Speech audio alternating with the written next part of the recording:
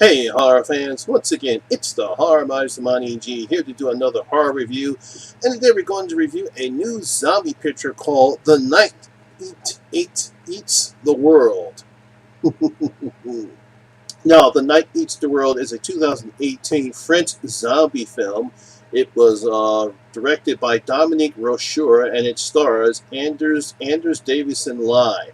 Now, I was actually saw a trailer of this on BloodyDisgusting.com, and I actually was able to get a good. It was actually available on Comcast On Demand. That's why we got a chance to see it. I thought it was pretty interesting. A little interesting take on the zombie genre, and here's my review of The Night Eats the World. Now, this is an easy premise. Basically, we have Sam. He is going into this apartment where there's a huge party going on. We find out this is his old apartment he used to share with his ex. He's coming back to pick up some tapes. He almost gets into a fight with her current boyfriend.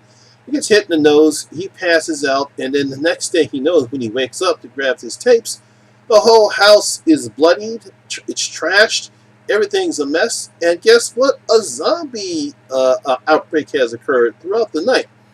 And he doesn't know what the world's going on, doesn't know what he needs to do, but he eventually closes up the apartment, locks everything up, and then he goes about trying to figure out what he needs to do to survive. And that's basically the premise of this movie. It's about Sam and how he isolates himself in the apartment building and trying to survive this zombie outbreak that's happened in the middle of Paris.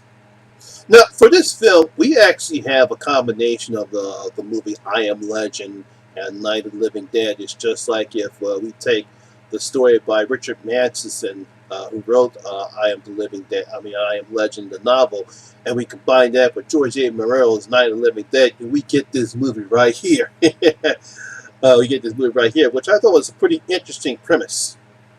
Now, this movie is filmed pretty well. Basically, we just have Sam, and he goes about his day trying to figure out what he needs to do. And the film does a nice job in exploring that. He obviously starts to make mistakes in the beginning when he goes into not knowing what to do, and gradually he learns his lessons. He doesn't make dumb mistakes all the time. He does make mistakes because he's not well adverse to what's happening, but he does learn his lessons, and I thought the film did a nice job in exploring that issue. The film also does a good job as he looks outside and sees the destruction what the zombies have done.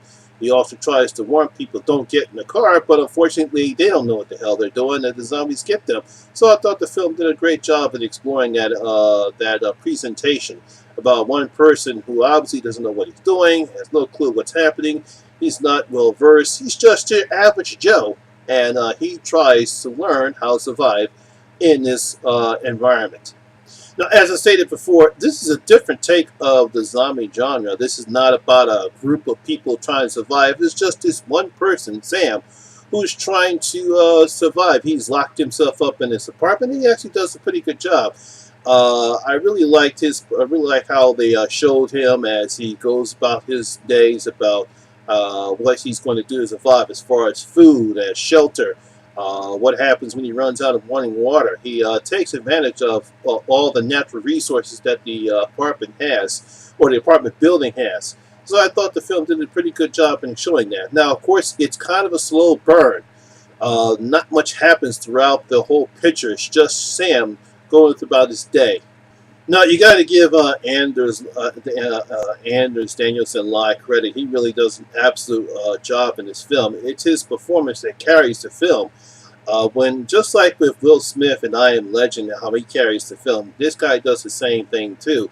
Yeah, there are some slow moments in the picture, but we see him go through sorrow when a couple in the apartment downstairs has died, and we see him sorrow. And he also finds, desperate for companionship, meets a zombie trapped in an elevator, which he names Alfred, and he starts having a conversation with him because he simply doesn't want to go crazy. So I really like that aspect. I like how he did it. I really liked his performance in the movie. Now the zombies on here, they're okay. They're not like the zombies that we see in Night of the Living Dead or Dawn of the Dead or any other zombie picture.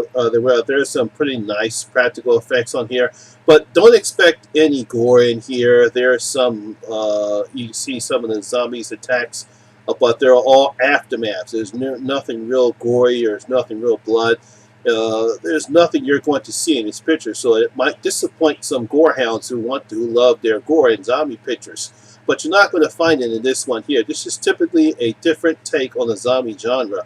It's a slow burn, so this film might not be for everyone who loves zombie pictures. But I actually thought that played well into the focus of the film, because we're not here to see zombie attacks. We're here to see Sam go through the process of trying to survive the zombie genre. So like I said, this is a nice zombie film. Definitely different take. And like I said, it's not the best one I've seen, but it's definitely not the worst. But I did enjoy it. Like I said, I love the performance. I love how the film was written. I love how how well it was paced, gradually showing his progression as he goes throughout the days and trying to survive it, and what can he do to get out of the situation here. Also, by the way, the zombies in this picture might remind you of the zombies that we saw in The Girls of All the Gifts, because they do act that way similar. So you might see some similarities out of that one. But I actually did enjoy this film. So the Horror Miser is going to open up his vote, and I'm going to give the Night Eats the World 3 out of my 5 gold coins. Yes, I'm going to give The Night Eats the World 3 out of my 5 gold coins. I actually thought it was a very surprising film, and again, a different take of the zombie genre. Now, as I stated before, this film will actually open up on July 13th.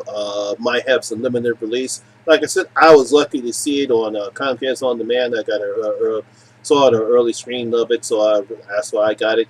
So I don't know if it's going to be available in your area, but like I said, if you do find it, I highly recommend that you watch it. Again, this picture will probably not be for everyone, because I can tell people might find it boring, uninteresting, because it's a different take of the zombie genre.